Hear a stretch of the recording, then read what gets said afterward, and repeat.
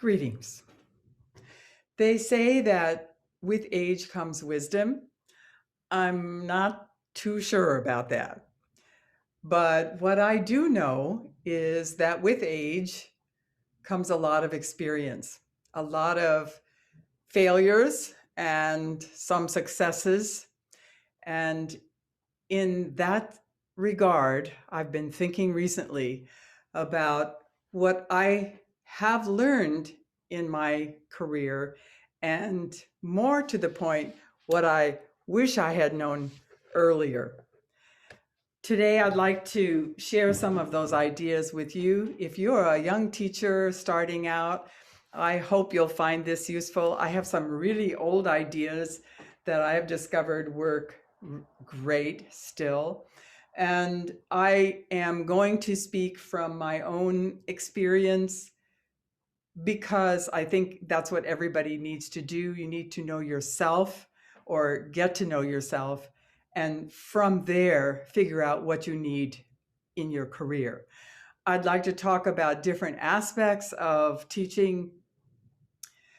Technique was a very important one to me. We're going to talk a little bit about repertoire, about practicing, business in a general sense, getting along with people, parents and students, what you really decide that people need to get from you. These are some of the items I'd like to cover with you today. When I was high school girl, I studied with a wonderful woman named Margaret Saunders Ott, and I loved everything about her.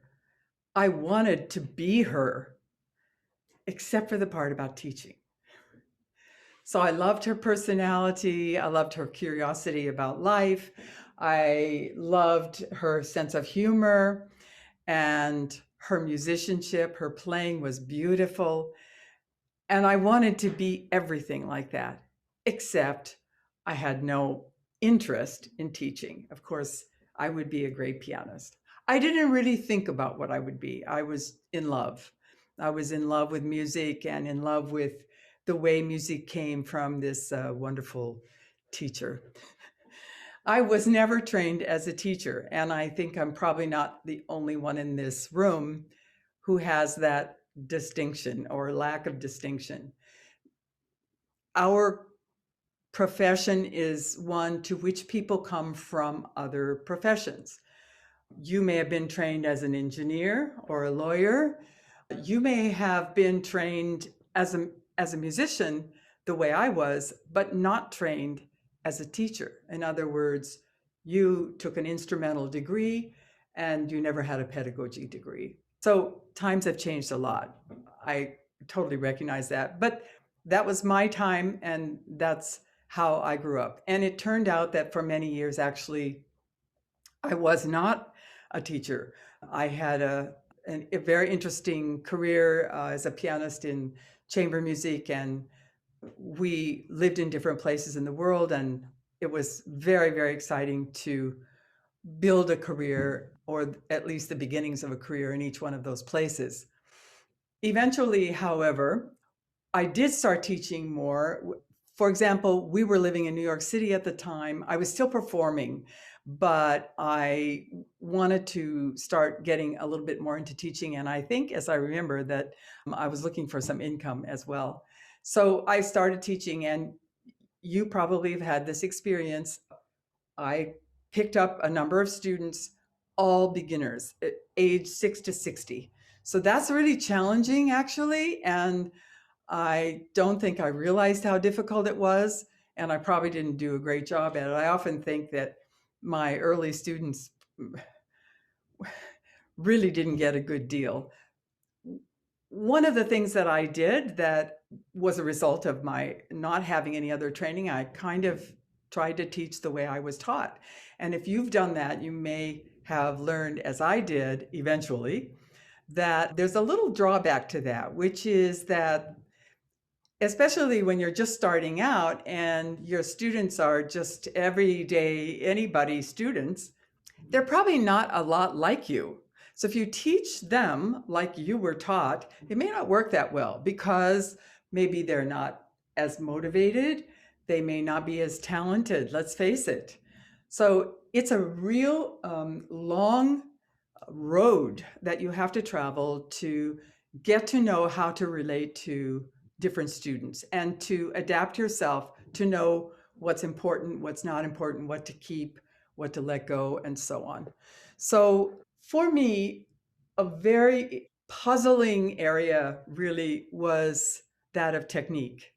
Again, a lot of the issues in this presentation I'm going to relate to myself personally. And as I said, I think this is kind of what you have to do as a teacher, to figure out what are your own strengths and weaknesses and how it relates to your teaching. Because of my years as a performer, I was aware that my technical training was adequate, but not great. Actually, for years, for a long, long time, I was experimenting with different sort of systems of technical training. And it was a long time before I was introduced by a teacher friend of mine to a system that comes from the Russian regimen and that was kind of adapted for American students and teachers by Alexander Peskanov. And he even formed it into like an event that he calls Piano Olympics. It's not a competitive event, but it's a sort of a celebratory event. And we do it every year in my studio, which I think is amazing to have a whole day's event, which is strictly on technique. This system, what I realized when I saw a demonstration of it, was so comprehensive. I mean, people were playing 6 or 7 elements of technique, like let's say all the building blocks. So not just scales and arpeggios, but also a couple different kinds of broken chords, block chords. Block chords, it's like seems so easy, but if you're learning a piece by Rachmaninoff or by Brahms and you encounter a huge chord passage or you have to play them fast, you wish you had practiced chords when you were growing up. All of this is added little by little over a period of quite a lot of time. I made this chart to kind of try to show graphically what's really involved here. It's very important that you note the 1, 2, 3, 4, 5, 6, 7 on the top. Those are different levels. And the turquoise represents what you would do in each level. So in the first level, you would play single note scales, 1 octave, C, G, D, A, E, broken chords,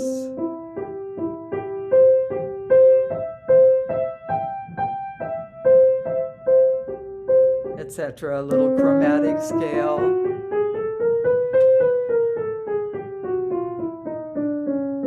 And then the block chords in inversions. Okay, so that's the basis of it. And that can take a year. And then you add Russian broken chords, which are zigzag chords. What a wonderful idea to practice that. You know, it shows up a lot in repertoire. And it's actually hard to do, but nobody ever practices it. Well, some people do now. Arpeggios, okay, regular arpeggios, double octave scales, broken double octave scales. That's important too, because again, it's a kind of a different skill. It's very tiring. It requires a lot of endurance, and that it's a great thing to be practicing.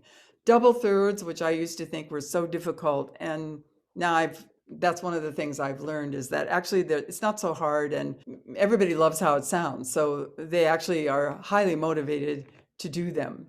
Minor chromatic double thirds and double six chromatics. I myself don't even I don't practice the double six anymore. I'm not building my resume. I mean, but I do go down through the minor chromatic double third scales every day in my own practicing. The other thing about this is that instead of just playing single scales, you play scales and then you relate it to the, I call it scales with tails. So let's say I start out with C major.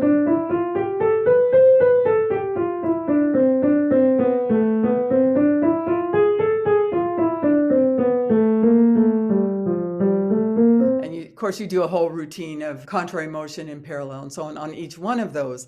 But what's fun is that you actually eventually learn all the 24 scales and you learn to put them together. So it makes it really fun to play it.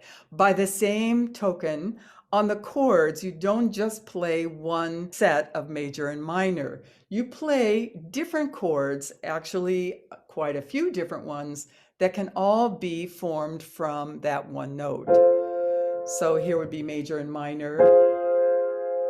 If you're in F, this would be D flat major. Chopin uses this relationship a lot, by the way.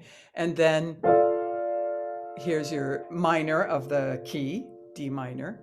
And then the 4 chord and minor and so on, and then 7th chord. As you go along, you keep adding until you can do 4 chords in a row, 6 chords, eventually all 11 chords. And again, it's very rewarding and fun. And it really relates to repertoire. You find that more and more. So that's one thing that I think is important. The other thing I want to mention here, and I don't want to step on too many people's toes, but if you use a scale book with your students, I'd like to make a suggestion, or I'd like to just say, I think it's better not to. I saw too many examples of students who could play very difficult scales. For example, I once had somebody come in an interview and I said to him, would you like to play a scale for me? This was a little boy. And he said, yes, I'll play F sharp minor. I said, oh, and he goes,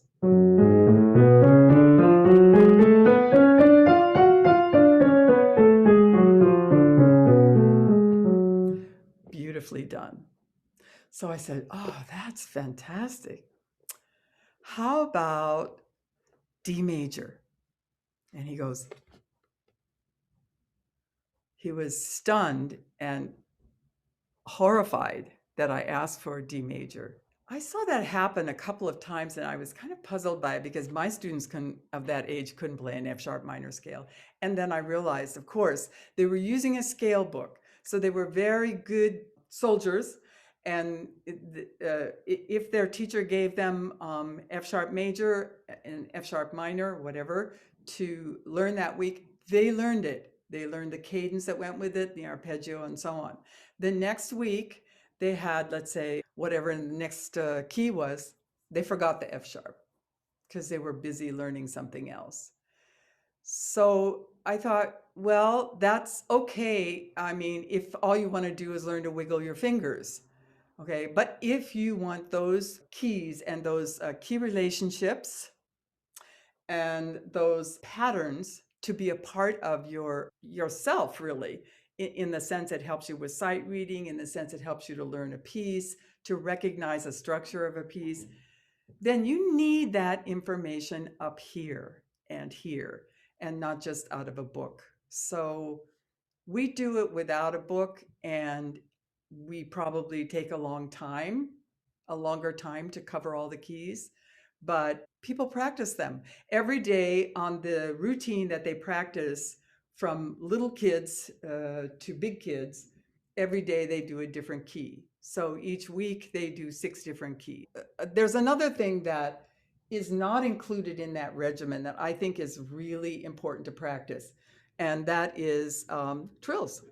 So what I want to ask you is if you ever met a professional pianist who said, I have a really great trill. People like that don't exist. We're all worried about our trills and think that they're awful. I have an exercise. This is from my Guide to Effective Practicing. I just call it a trill drill. And I want to mention that because I think it has so much importance. The way that I was taught to play trills when I was growing up was that we trilled on every note of a scale, which was good because we used all the different fingers. The only problem was we used it with a metronome. So the speed of the scale was dictated by how fast our weakest fingers could play. So I wish I had known many, many years ago, or I wish I had admitted that I have weaker fingers and even a weaker hand. and that so do almost all of my students. I will say I once had a student whose strongest trill fingers were 4 and 5, and the rest of us we just hated Nina because she was so brilliant on 4 and 5. We couldn't understand how she was born that way, but she was. I made this trill drill, which I'll just very briefly go through it for you. Here's kind of an early version of it. Eventually, you end up doing 8 notes to a tick. But if you start out, let's say, a very early level, you don't have to be advanced to do this. Let's say you do 4 to a tick. 1, 2, 3, 4. Now you change to 1 and 3. And the next time you change to 2 and 3. And then 2, 4. Okay, now here we are. We're at 3, 4. Not so great 3, 4. So we play triplets. And 3 and 5 is next. And then 4 and 5. Okay, that's all there is to it. When you get a little more used to it, you take out the whole note so that you go. I'm at 2, 3, and then 2, 4, and 3, 4, 3, 5, 4, 5. You see how quick that is? It just takes, I don't know, even a minute. And then I do it with the left hand, the same finger, so it goes the other way. It takes just a few minutes. Kids like doing it. They keep track on the metronome, and they're all comfortable doing trills. I just think we can do it. We just need to do it. There's a book called Technique Builders. This is, again, I would call this an exercise book. Here's a picture of it. It's an old book that I happened to find when I was rummaging through books at a wonderful music store called Fox's in Falls Church, Virginia. Learning to read is difficult, and sometimes it's hard to wait for a person to read in order to show them how to play the things that you know that they can do. But then I realized at some point, well, they don't have to really read, especially if I use materials like this, where the principle here is you do the same thing on each key. Okay, so you can do this by ear. You just tell this. Now, this is an arm exercise, so you're showing them to move like this, and you just have them drop the arm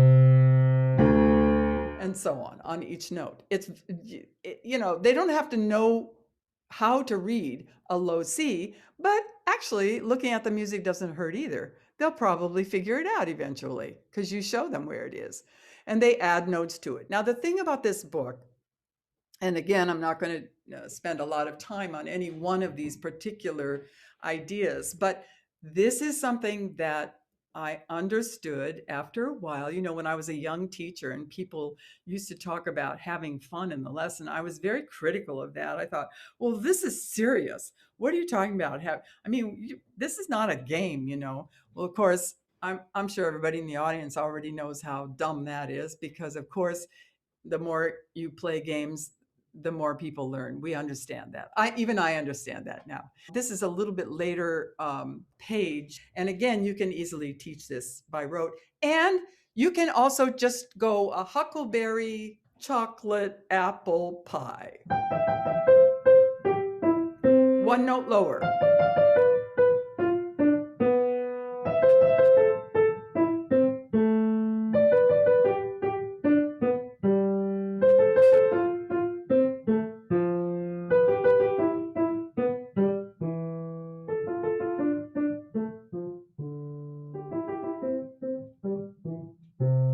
And even with the triplets, for example, strawberry ice cream, strawberry ice cream pie, strawberry ice cream pie. Okay, just use the words. They're easier anyway than numbers for people to appropriate. When I first opened this book, I came home and I said, oh, I'll see how this is. And I just played the whole 52 pages. It was so much fun.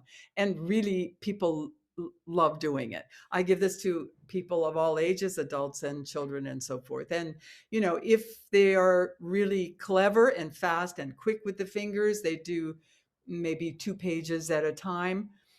Other people might do 2 lines at a time. It's fine. It's kind of in between exercises and studies because it's a little more fun than a plain exercise, but not as obviously the patterns are very short, not like the in a real study you're going to have changing patterns, and so that's the challenge there. Okay, so I want to mention one other thing, which again was a wonderful discovery, and you'll see how look how old this book is. You can tell by the design. Really, really an old book, also still published. And this woman had the brilliant idea of writing a drum line for the paddle. You see that now this is not a beginner situation, but anyway, students at the beginning, they have that fun experience of playing pieces where they can pedal from beginning to end, right? So they learn what the pedal is, and they don't really learn how to put it up and down. And I'll tell you something. I didn't teach people how to pedal forever. I mean, I just complained if they didn't do it right. What can I tell you? What a terrible way to be. I would say, oh, that's too much pedal, or that's too deep, or change it more often, or don't change it so often, you know, because I think when we are accomplished pianists, by that time we pedal just by instinct. And we kind of hope that our students will pick it up. It doesn't always happen, eh? So here's another C major scale, but this is very specific and this is not for beginners because you have to count this and you have to do one thing with your feet and one thing with your hand. So do you see how this is that you're going to play the note on one, you put your one and you put your foot down on two and where you're picking up your finger, and then you put it down on three and put your foot and so on. So this is a very, very specific formula for syncopated pedal. She right away makes it more and more interesting. So even that second example you see uses thirds, the same counting, one and two and one and so on.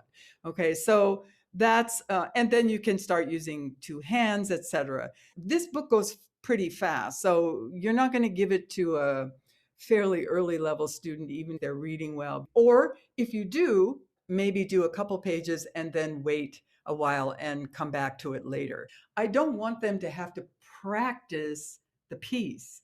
I want them to have to practice the concept, and in this case the practicing is the foot, not the fingers. So I don't want them to struggle with what the notes are. This is almost at the end of the book. And by the way, how long does it take to do this book? I don't know. It might take a year or 6 months, or depends on the student. This is quite complicated. So I'm doing my left hand. You see that on the A.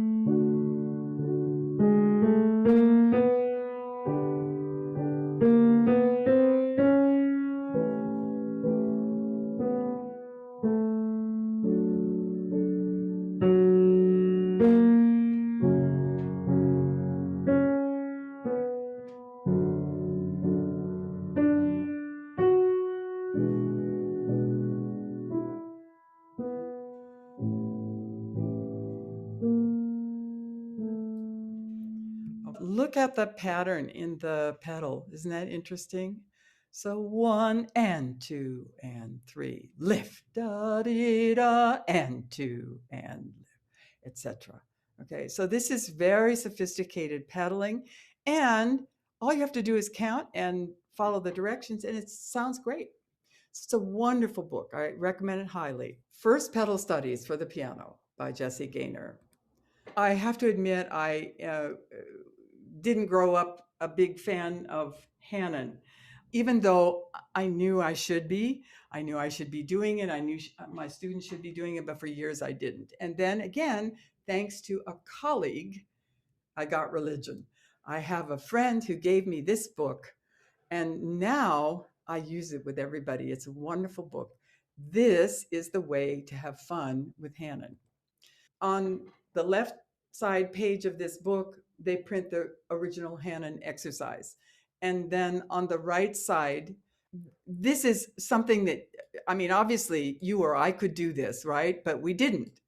And Mr. Lindquist did. So why not take advantage of what he did?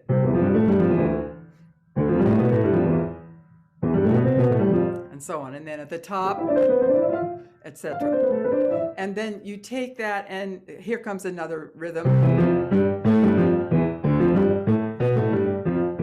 And so on. And then usually what he does is a variant of the variant. You can see that C uses the same components of that rhythm and puts them in a different order. And D is yet another variant of the variant. E in this series is always a more challenging piece of work. And I have the students, I have a chart for them so that they can put their speed every day on each one of these, because let's face it, we're trying to produce fingers that really work. I tell them E is always going to be a lower metronome mark. Don't try to play it the same. You can see this is very challenging. So now I have an accent and then staccato. But great practice, right? Which requires, by the way, another thing I learned, a lot of interference from the teacher at the beginning to make sure that they are doing that in a comfortable way. But this is not a lecture on technique, so I'll let you think about it. F is always what they call an exercise for the weak fingers. And then, of course, on the way down, the weak fingers are going to be exercised in the left hand. Now, this is a little book, and it only contains 13 exercises. Actually, what we do when we finish it up is we go back and do it in different keys. Or also, I let the kids make up their own variants. It's a very fun thing to do when they go on to the big book of Hanon. Most of the kids really like Hanon, some don't, and I let it go after a while. Okay, I pretty much use it as a digital exercise, although I know that much more can be done with it. This is where I put the energy. Then we have studies, and I want to mention one thing. You may or may not use studies or have grown up with them. I spent a lot of years looking for what I felt would be the perfect set of studies. And because I was looking for etudes for little children, I happened to come upon these books, because inside these books, which are essentially repertoire books, beautiful ones, there are always sprinkled little studies. And in fact, when you get into the third book, which is not shown here, there's a whole section on studies. They're usually a page or a half a page long by all different composers. So if you want to go in that direction, this is a great series to look at. Here's an example of one of the early ones.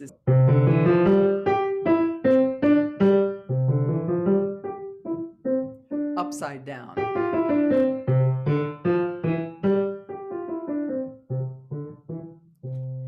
Okay, so from the very beginning, yes, you can see this is a study. You can see what we're studying, but it's also very musical. And this book is full of gorgeous music. It's mostly not only Russian, but Central Asian in general, folk songs.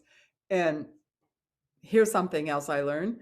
Virtually all the students I've used this book with play more musically when they use this book than when they use anything else. These books are not, they're not for the faint-hearted, in the sense that they're kind of ugly. They don't have the nice pictures and graphics that we are accustomed to.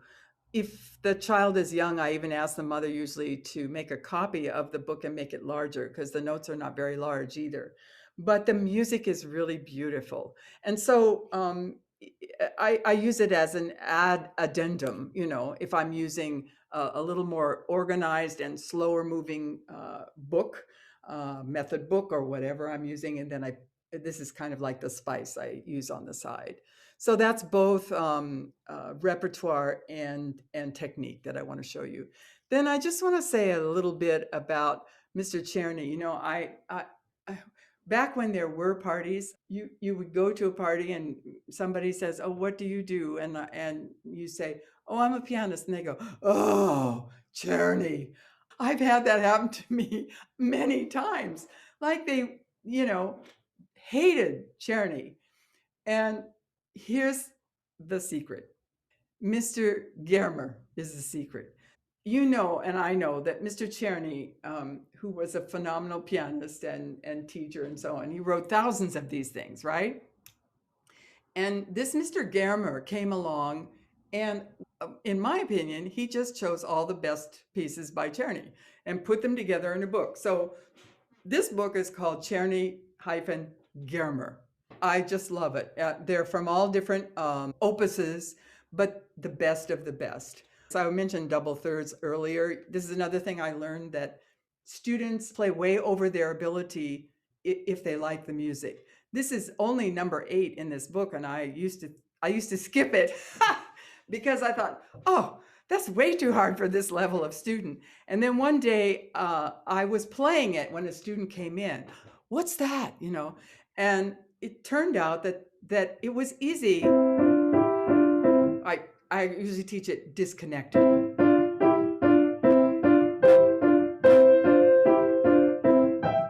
Now move down to G and do the same thing, and so on. And then move to C and move to F. And it turned out that they loved the sound of it so much that they happily learned it. And I was amazed. So this is something else I wish I knew before. If the music is beautiful, they'll do extra special things for you. And then there's a lot of drama, etc. I mean, very exciting music, but look, it's only 8 measures long. Okay, so it's like a fraction of a sonatina, and you're going to learn all the same things that you learn in a sonatina in this, and you'll be so ready for Haydn and Mozart and Bach when you finish this. And again, so cute. Okay, I love this. And so this is triplets and little chords, all kinds of different techniques that we need, and beautifully, beautifully put together. Regarding repertoire, I mentioned these books before. I kind of gave my little commercial. I want to tell you about this one. This is such a cute book for a reader. If you are the type of teacher who doesn't particularly want to use method books, this is a great book for you.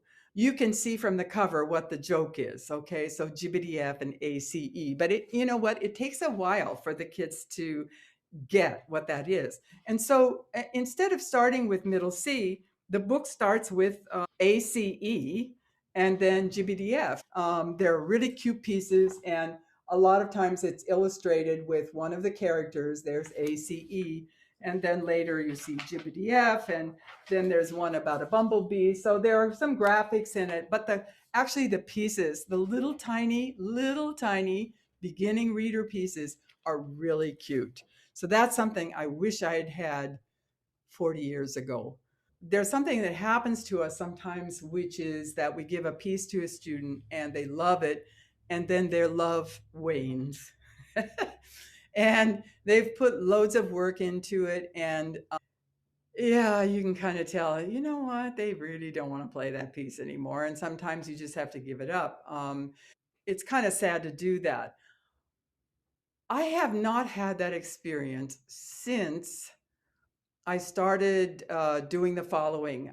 If a student needs I don't know, a Baroque piece, I pick out 3 pieces that I am comfortable with the student learning, that I'm pretty sure that he or she will like.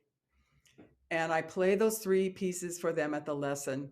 And then I say, okay, each piece you're going to give a score from 1 to 10. 1, you hate it. 10, you love it. And then anything in between. So, of course, they're very serious about that. They love that idea. And they'll do things like saying 8.73, you know. But since I started using that system, I've never had a student grow cold on a piece. So I personally, I don't really want to do the piece unless it's a pretty strong 8 and usually a 9 or a 10. So what happens if I didn't choose well for their taste and they give it all three a 7 or maybe one 8? I say, okay, I'll bring some more next time. And I do. And I just feel very comfortable with that. And they do too. And I think we really get along well in that department. I'm going to touch a little bit on business practices, only to say a couple of things. I think this is a hard area for many of us. Well, probably the young teachers in the audience don't find that because you've been trained well, as we older teachers have not really, in terms of how to run a business and how to act like you are running a business. So I just want to say I think I give myself an annual raise.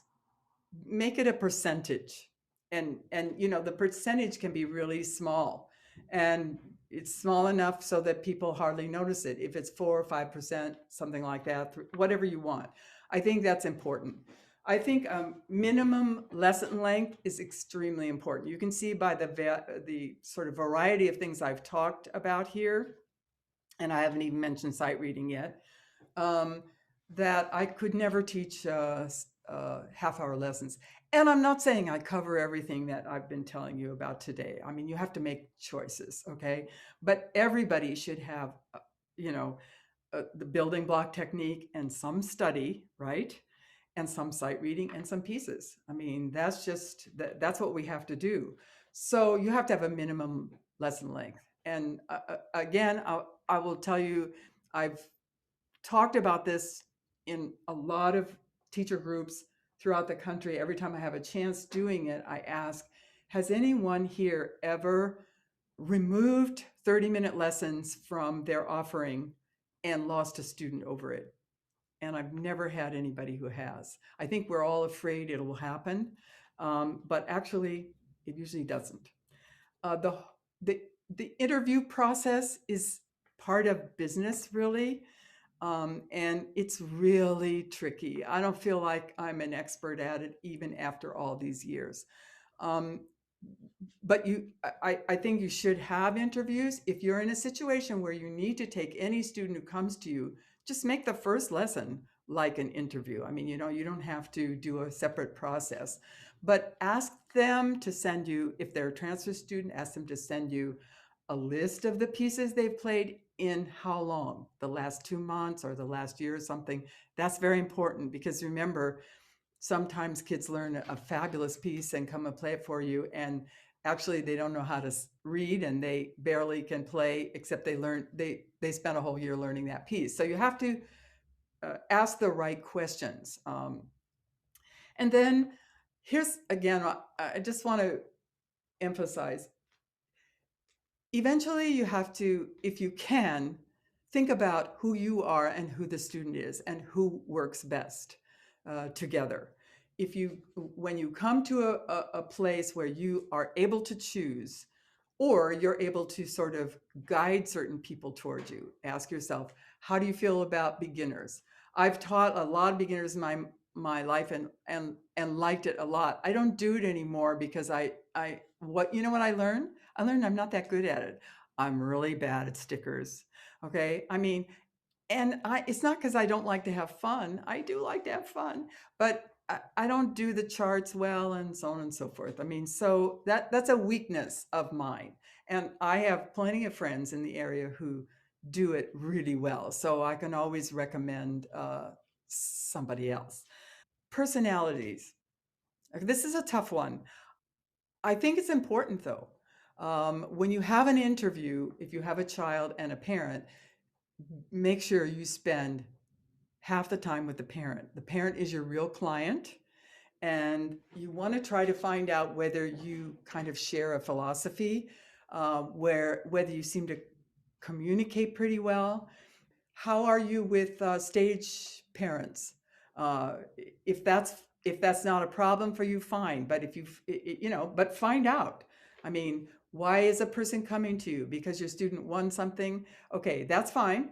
Is it okay with you if they go someplace else, if their student doesn't win with you? Okay, you have to think about that. It's part of business, and it's also part of your life. It's part of your happiness as an individual. As much as you can, try to find out what they want. And one way of doing this is actually just to say, um, what you never want to say, why did you quit that other teacher? But what you can say instead is, for example, what are you looking for in the next teacher? Okay. And their answer, you can see whether you think you match that. You may not. And finding out what the parents want is really important, because if you have those ideas in common, then they are going to buy into your system more easily. And I don't mean buy in with money. I mean they're going to support what you ask them to do. Like, for example, I do not teach 30-minute lessons. So how do I explain that to a parent? I say, here's what we're going to cover in the lesson. Okay, and I can only cover that in 45 minutes or an hour and a half, or whatever it is, depending on the student and etc. These are things that you need to think about ahead of time, but really pursue. Um, Student types. What about students who don't talk? I mean, I'm a very I think I'm kind of an overbearing person, so I'm sympathetic if people don't talk. I think sometimes kids are scared. I try to help them to warm up to me, but if they're really really like this in an interview, that's a warning sign to me, because since I really do like to interact with people, I'm not too wild about that type of student. On the other hand, I've had students who, they show their emotions in different ways. So maybe they don't talk to you, especially well, maybe they don't talk, maybe they hardly ever tell you anything, but their music tells you something. So you get there's something going on there. They may not be sharing it with you verbally, but they're sharing it with you musically, and that matters. Uh, then I have what I call desert flowers. I mean, I remember one boy, honestly, I mean, every year I kept hoping he'd quit. I mean, that's so awful to say, but I mean, a nice boy, I guess. He never said anything, and his playing was just like a stick, like a stick. And every year his mother would say, "Oh, please let's take another year," So that she was a very nice person. Anyway, so we went on. The seventh year, he bloomed like the flower in the desert. It was amazing. It meant something to him all along. I think he's an incredibly shy person. I'm not sure he talks to too many other people either, which is okay. That's all right. I want to talk now about what people need from us. And we've talked about technique and, of course, repertoire. And we talked about different kinds of technique. They need to practice. Um, Guess what? They need to practice. I mean, when I was a young student, a young teacher, I used to go around saying, "Oh, it's not the quantity that you practice; it's the quality that matters." Not so much. I mean, quality is great, but you know what? So is quantity. Ask the students to make a schedule. In the old days before computers, they were oftentimes extremely interesting, and this is one example. So she puts the day of the week, and she puts down everything she does that day. But I usually have this done in October. So they've had, let's say, 6 weeks of school, something like that, and then they make the schedule. And I make it clear to them, obviously, I know you can't do every week of the year is not going to be the same, but this is, now kind of what your system is. We have a meeting at the group class. A child presents his or her schedule. This particular one is an insane schedule. This girl was 8 years old. She was a transfer student, and after a couple lessons, I mean, she was really struggling. She could play well, but she wasn't getting anywhere. And I said to her, Mom, this is an amazing schedule for an 8-year-old. Do you really think she can do all that? And so they ended up quitting piano. But you know what? That was okay. She played the violin, and actually, I think it was the right thing to do. I mean, she needed to quit something. So if it was piano, that was okay too. I think it's important for you to imagine what you really think that the student should be accomplishing, or how much time it takes. And I put it on my website. I think, I mean, ever since I started doing that, it really clarifies things and people understand right away. Oh, you have some requirement. Doesn't matter what it is, but I suggest have one. Because the idea of the routine is really, I don't have to tell you how important that is. And if you don't insist on it at the beginning, nobody's going to do it. Now, how I use that schedule is also, I said I'm not good at graphs and stickers.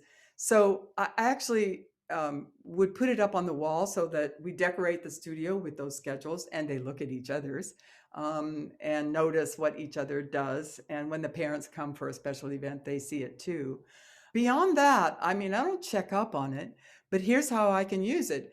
If a student has 2 or 3 very weak lessons in a row, then I say, how's your practice schedule? And inevitably they'll say, oh, I can't practice in the morning anymore because my parents need the sleep, or I can't do this or I can't do that. So something has changed in the schedule, and the parents have to buy into this schedule. And so I would then probably talk to a parent about it. And I don't have to make any complaints. I just say, well, I see that's not working. So let's figure out something that will work. Students need sight reading. Okay, so now this is the one place where I am good keeping scores. So we have two sort of systems on sight reading. I have a library of books that they use because if you just buy a sight reading book, you're finished with it before long, and you need to have lots. So I buy secondhand old books and keep them in boxes that are leveled. And then we have a scoring system. And so from the beginning, they learn the priorities of sight reading. So a perfect score is 10. If you have a perfect continuity, you get 4 points. If you have perfect rhythm, you get 3. So guess what number 3 is? Notes. So that really causes problems for especially transfer students when they start out. It's just, this is terrible because of course everybody feels that the most important thing to do is play the right notes. So they have to learn that sight reading is a different kind of skill, and it requires a different kind of thinking from them. And then what I leave out, 1 point for dynamics. Now, I require every one of those except for dynamics to be perfect. So it has to be perfect continuity. You can play 50 wrong notes, but you have to land on every downbeat and get through. The rhythm, same thing, it has to be perfect. Notes, hardly anybody ever gets perfect. And dynamics, I throw it in if you give me one inkling of a forte or a crescendo. Okay, so if you get 8 points 3 times in a row, you get to go to the next level. And each level usually takes a year, so it takes a while. So when the student comes to me in the beginning, I say, okay, you are going to sight read 5 minutes a day for the rest of your life. And then they laugh and I go, no, it's not a joke. 5 minutes a day for the rest of your life. So we keep track of the scores in that way. And then I also have a little contest of how many pages each person sight reads. Because if you have your books in different levels, the page can be equal for a 12th grader or a 3rd grader, because a page is a page. It's they usually get X number of pages a day. And sometimes you'll get people, usually new students, who are just wild about it, and they get hundreds and hundreds or even thousands of pages in a semester. So it's very exciting. Okay, So, a prize at each recital for the top quality in terms of those points at the lesson and the top quantity. Because I do think quantity is important in, well, in life and also in sight reading. I want to say just one thing since we're still in COVID and wish we would come out soon, that I have learned in the last 2 years, aside from many things that I didn't know before about, Zoom and all that stuff. Here's the thing: going through 2 years without any the motivation of a real performance and interaction with others, um, having for the most of the time not even physical interaction with the teacher. I I did not anticipate that people would be so faithful. I did not anticipate that students would work so hard, that they would really, really be excited about what they were doing and following through in an incredible fashion. And what that told me is this is important to them. And if you're like me, a lot of times you think about your profession and you say to yourself, I don't know, this is, yeah, it's a great art, but also my own part in it. There's a lot of ego involved in it, especially if I'm a performer. Gee, am I really giving anything to the world? And because even as a performer, there's always somebody more inspiring or exciting around the corner.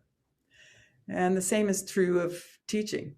We all have different strengths and weaknesses. And here's what I have decided, that I think what we do does matter. I think it was a kind of a saving grace for many of our students, adults and children alike. So I want to leave you with that thought and tell you that I'm really, really happy to have spent this time with you. And I hope that you review also some of the things that you want to learn or that you wish you had known before. Bye bye.